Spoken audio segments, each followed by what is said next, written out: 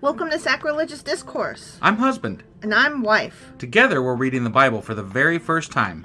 We grew up without religion and wanted to know what all the fuss was about. Well, what have we learned so far? That God is a dick, and apparently some people believe in talking donkeys? We're not trying to pass ourselves off as experts. Nope, we're just reading the Bible for the first time and giving our first take reaction. If you'd like to join us in this venture, you might consider starting at episode 1. Otherwise, jump in wherever you like. All right, let's go read the Bible. Yeah, let's get to it. Husband! Wife! Do you remember what the hell happened yesterday and where the hell we are today? Well, yesterday we got done reading Ezekiel Chapter 8. We sure as fuck did. And in that episode, we had Ezekiel getting a vision while he was sitting there with, 70 prophets or something like, or elders? Yeah, I don't remember. Was it 70? That sounds like a lot of people. Who the fuck hosts 70 people? I don't think it was that many people. Because it was in his house. It was in his house. That's like a goddamn, I don't think it was 70. That's an event, man. I think you're crazy. I don't think it was 70. I don't know. I thought they said 70. Anyway, they were in Ezekiel's house, and then God came on them. And he did. Yeah, I mean that's what it said. I'm just quoting the Bible. Okay, I just double checked. It was not 70. There was no number specified. No numbers. Oh, I don't know where I pulled 70 from. I don't know. Maybe the date or something. Could be. Yeah. Anyway, there were some elders in this house. Some elders came over and were like, "What's the haps?" And then God came on them. And he took them on like a celestial Uber trip. Ezekiel, yeah, I'm sorry. He took Ezekiel. Celestial Uber trip. On a celestial Uber trip in his mind to Jerusalem, where they were peeking on some people doing some idol worship. Yep. And God obviously was threatening to kill them all because that's what God does. Yeah. And that was pretty much it. Like it. He's like, I'm so mad. I'm gonna kill you guys so hard. Yeah. So that was before we hop into this bit. Yeah. We just wanted to re-mention this, but we are in the midst of a Patreon drive on our website. Oh yeah, we are. So if you go to sacrilegiousdiscourse.com, right at the top of our website, we've got a banner that we're tracking our new subscriptions and everything like that. As far as we got a goal of $400 per month. So we're trying to reach that.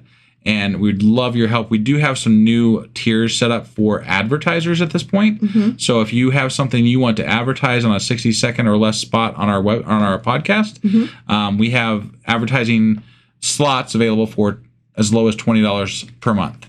So just reach out to us, get on the Patreon because those slots are available there to sign up for. That being said, yesterday we read Ezekiel Chapter 8. Sure as fuck did. And today we're hopping into Ezekiel Chapter 9. All right, let's do this. Okie dokie.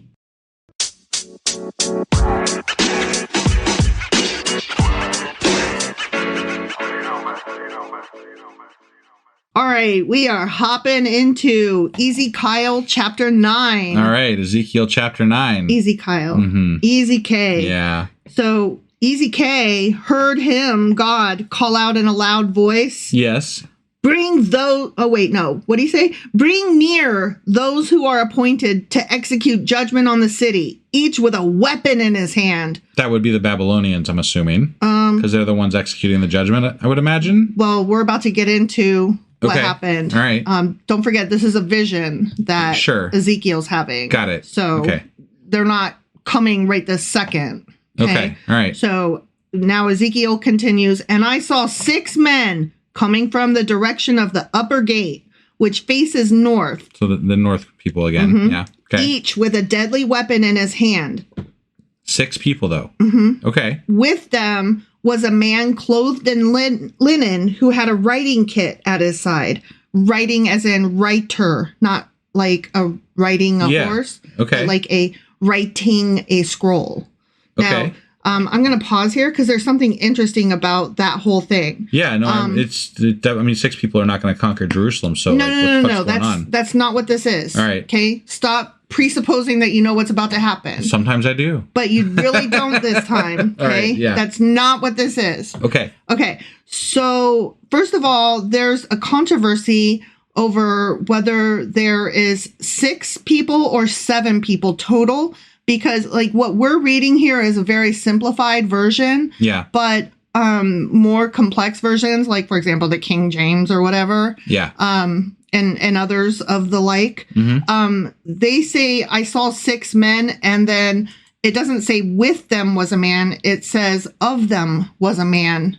Oh, okay. And with the with the writing. writer. Yeah. Yeah. So most people agree, though, even though it's a controversy, it's a small controversy. Most people agree that no, it is the 6 that are dressed with a weapon, and then the one guy who has his pen and ink and stuff. Yeah. Okay. So for 7 total. Sure. Okay. Which makes sense.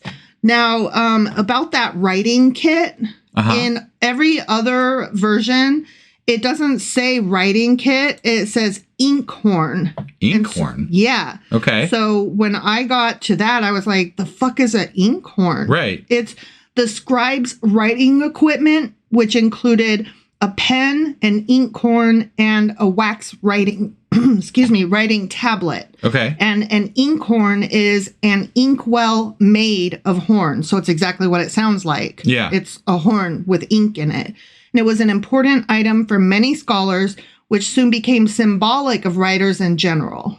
Okay. Okay. All right. So just wanted to, that partly explains how we can pretty much agree. Yeah, there's probably 7 dudes here. Got it. Okay. One more thing is that where it says men, don't forget that one of the classifications of angels, if you heard our Patreon episode, one of the classifications of angels is men. And those are the ones who are most man-like and viewable by humans or whatever. Sure. So these are likely not actual humans. These are probably more angels of the Lord kind of thing. Maybe, yeah. Okay. So based on what happens, I'm going to go with that In theory. a dream at that, though. Right, yes, right, exactly. Yeah.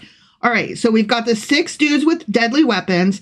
We've got the man with his pen and ink, okay? They came in and stood beside the bronze altar. I'm having a hard time reading, I apologize. So they came in and stood beside an altar that was made of bronze. Okay. Now the glory of the God of Israel went up from above the cherubim where it had been. So God is leaving his little ark seat. Yeah, because that was, right. Yeah. Okay. And moved to the threshold of the temple. Okay. So he's at the door. He's leaving the ark thing. Right. Okay. So that's his symbolic of him leaving Israel. Okay. Oh, okay. Then the Lord called to the man clothed in linen who had the writing kit at his side and said to him, so he's like a record keeper guy. Sure. Go throughout the city of Jerusalem and put a mark on the foreheads of those who grieve and lament over all the detestable things that are done in it.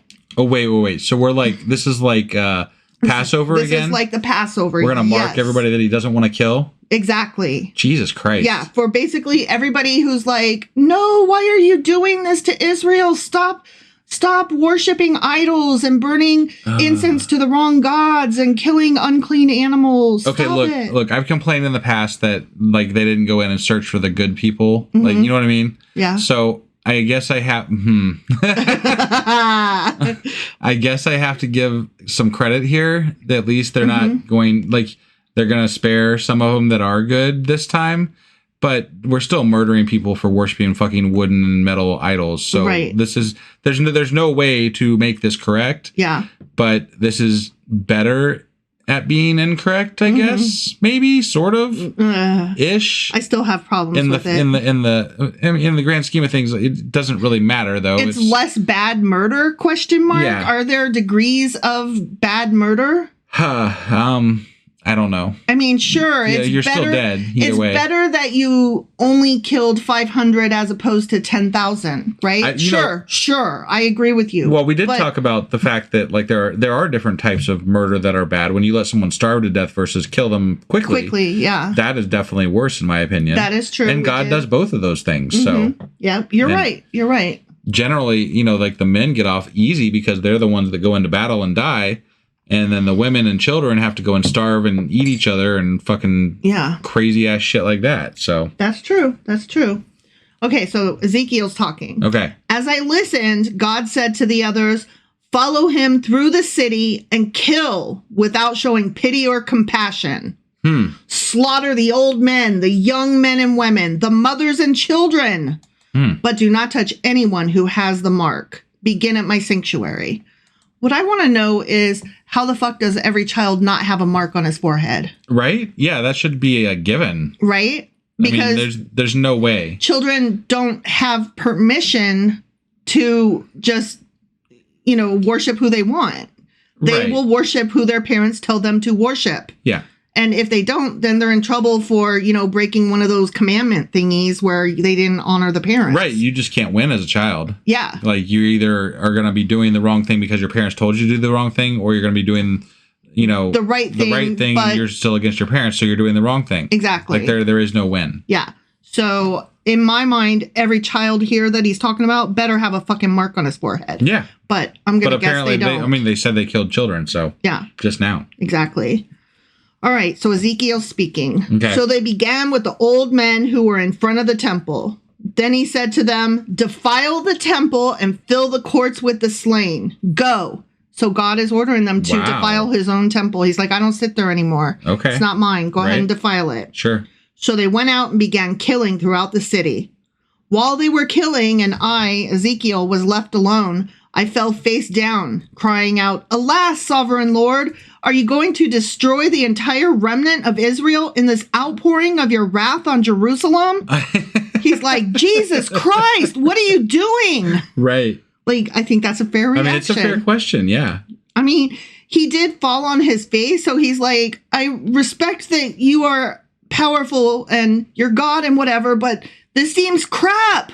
It is crap. Yeah. I mean, all the murder and mayhem that God causes is crap. Like, there is no justification for the things he's doing. Right. You can't justify murder, and that's what anybody who believes this shit is essentially justifying a lot of fucking murder. Right. By their God. Yeah. Yeah. And when we say God, of course, we're saying in canon, in the Bible, because we don't believe in God. Right. Yeah. So, no, I mean, that's why I said their God. Yeah. And it's not, we don't believe that this actually happened this way, for sure. But these people, the people that do believe in God, believe that this is all real. Yeah. Like, this, it's like, they're okay with it. It's like if we watched Superman and thought the Superman could really fly and was out there saving the fucking world and flying and making time go backwards and shit. And didn't you have a cousin that thought Superman was real? I did. Yeah. we were talking about it the other day, and apparently, I don't remember this, but apparently he jumped off some stairs one time and broke his arm because he thought he could fly like Superman. Wasn't he believing that like well into his... It was longer than he should have, for sure. Yeah. And didn't you have another cousin who believed in Santa well into longer than she should have? Yes. You got some interesting cousins, husband. Right. Well, when part of we argued with our cousin about the Superman thing, because we were like, okay, so do you believe, like, he believed the movie, right? So me and my brother at the time, I mean, we couldn't have been more than maybe 9 or 10, something like that. We were arguing with him like, okay, so do you believe that Rambo is real?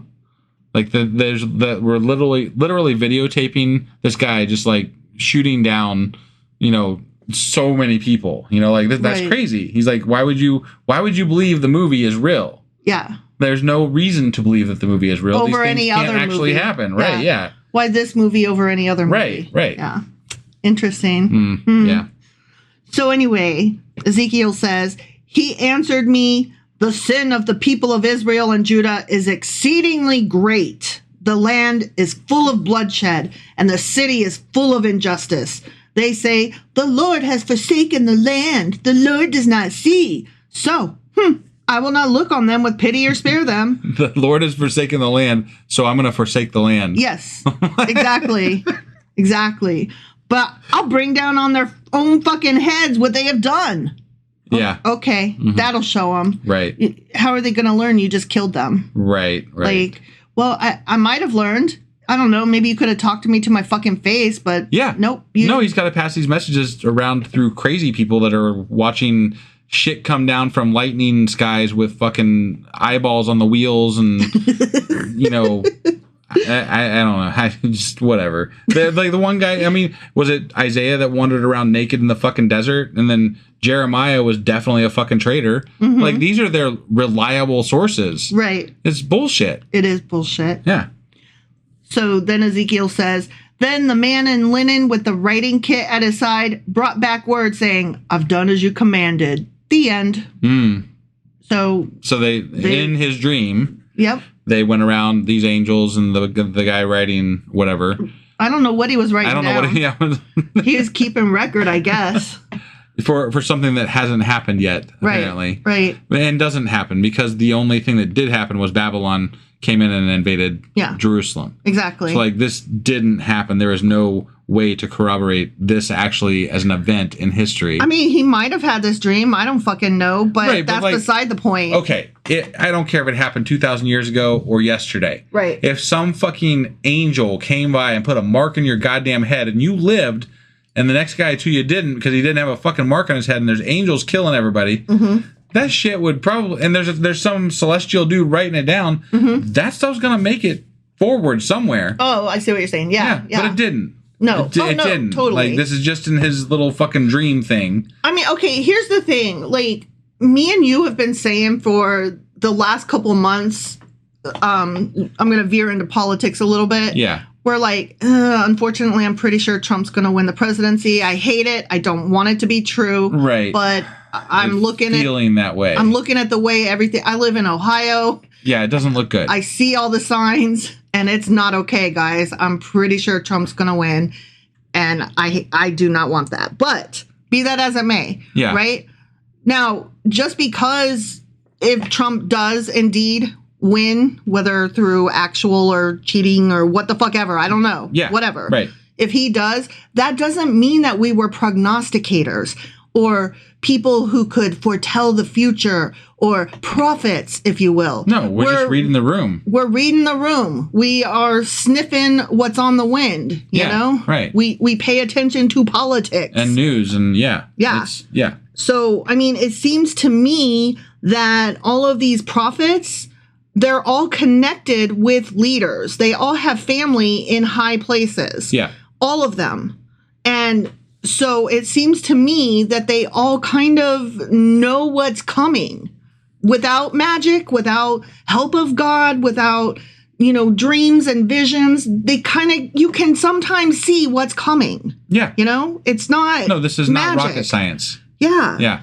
So they're just taking their best guesses, and these things made it through. Like the written form that made it through because they were sort of kind of right. Yeah. Like not even in the sort of kind of right, they're not right. Exactly. But for all intents and purposes, they had some, semblance of truth that was able to make it seem like they had some vision of what was happening. Well, and then they had a little bit of help with people who came back along the way and backfilled some of the information to make it even seem more magical. Right. And well, of course, like in a chapter like this with Ezekiel, right? Especially given the intro that we had to him. Yeah. You can take this vision about angels and you can be like, well, this is just a symbolism for the coming slaughter of from the Babylonians, right? Because you know what's coming, you can fill in the blanks yourself. Sure. You have a preconceived notion. Right. But then the whole marking of the head, it's kind of, I can see how it could be apologized away. But it's still really weird and it's still not something that actually happened. So, right. I don't know. However you want to take that, take it. Magic is not a thing. I don't believe in prophecy. I don't think this shit happened. I actually am. It's more than think. I'm fairly fucking certain it didn't happen. Right. So, it is what it is. Magic isn't real and there is no God. The end. Right. Before we get out of here, I do want to mention to everybody, if you haven't joined us on our lives that we're doing, we're basically Monday through Wednesday now. So we're doing lives on YouTube and Twitch on Mondays and Wednesdays at 10:30 p.m. Eastern. And then Tuesdays are our regular live Discord, which we're a lot more interactive on that one than we are on the YouTube and Twitch ones. So if you want to chat with us, hop into Discord. And that's at 10 p.m. 10 p.m., yes.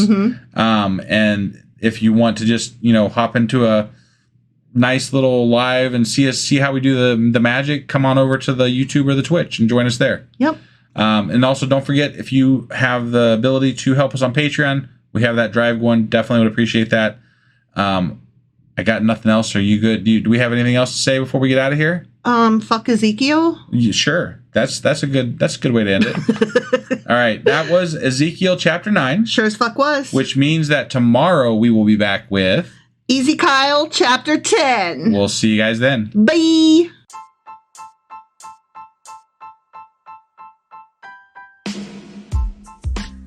Hey, wife. I guess that's the end? But husband, that's just sad. It doesn't have to be. We are on lots of social media platforms like Twitter. Our handle there is sacrilegious_D. For D's nuts. Oh my God. Stop doing that. Anyway, we're also on Facebook, Instagram, and Pinterest. There's a link to all of our social media sites at our website. Ooh, we have a website? Yeah, it's sacrilegiousdiscourse.com, where you can also find a link to our merch shop. We have a merch shop? Yep, we have podcast-themed clothing, mugs, notebooks, and more, as well as an atheist and science-themed products. Wow, our fans should really go check that out right now. Definitely. They can get in touch with us by sending an email to sacrilegiousdiscourse@gmail.com. But before they do that, we could really use some help. Oh yeah? With what?